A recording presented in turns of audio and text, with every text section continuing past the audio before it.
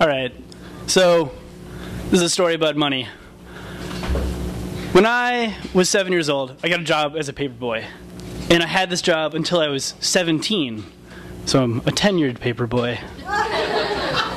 But with this job, it was pretty good. It was in the afternoons, it was after school, so it was really perfect. I could do it as soon as I got out of school. I ended up saving all of my money and like investing it wisely and being really good. My dad helped me do it. And I saved enough. I saved $21,000. And I paid for my first year of college with it. And it was an amazing experience. To be able to say, like, I went to UMass Amherst and I, $16,000 for the whole year and then other expenses. I ended up paying for my first year of college and it was like an amazing experience. Just having the power to do that. But at UMass, I realized I wasn't studying what I really wanted to study.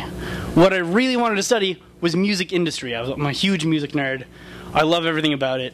So I really wanted to get into it. So I found the best school for it, which is Northeastern. And I was like, I'm going to go to Northeastern. I'm going to transfer. So I did it. I transferred to Northeastern. I got in. They filled out my paperwork and stuff. And I asked them about financial aid. And they said, oh yeah, well, we'll figure out the financial aid thing. Like, transfers are the last people to be picked for financial aid. So we'll see what happens. So I was like, okay, kind of just like threw it out there, like, we'll see what happens when I get there. I'll find a way to pay for this. I get in, they give me $0 for financial aid, nothing. And the first bill comes, and it's $20,000 for tuition for 1 semester. 1 semester. Well, after 4 years of this, and taking out loans, I took out a loan for, housing, I threw in my apartment, I took out loans for everything.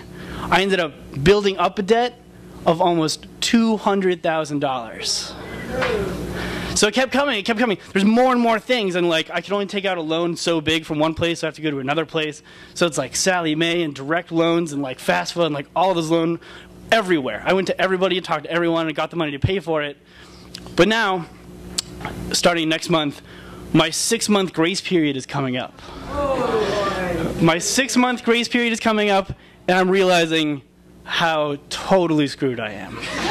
Doing the numbers in my head, if I make the job I have right now, I can make 40 hours a week, make $10 an hour, which makes me like, what, I don't know, like $400, and then after taxes, it's really only like, I don't know, $300.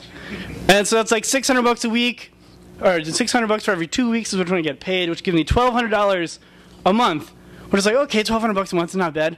But then I found out that all of my loans together, when I add them all up to the different companies I have to pay them for, is $947.35 a month.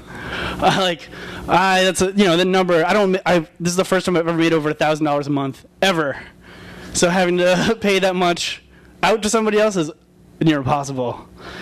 So I have a plan. I have a plan. I bought myself an RV. It fits in a normal parking spot. It's a beautiful little machine. It's from 1977. So everything is unique and one of a kind, and they don't make it anywhere, and you can't look it up, and it's impossible. And if I've been stuck here in Cambridge like 4 or 5 times now, and people at AAA know who I am. But yeah, I have an RV that I don't have to pay rent on. I'm going to start a business selling donuts at flea markets, because you can make good money. And I'm hoping against hope that I can put it all together and get through my $947.35 a month. It's inevitable.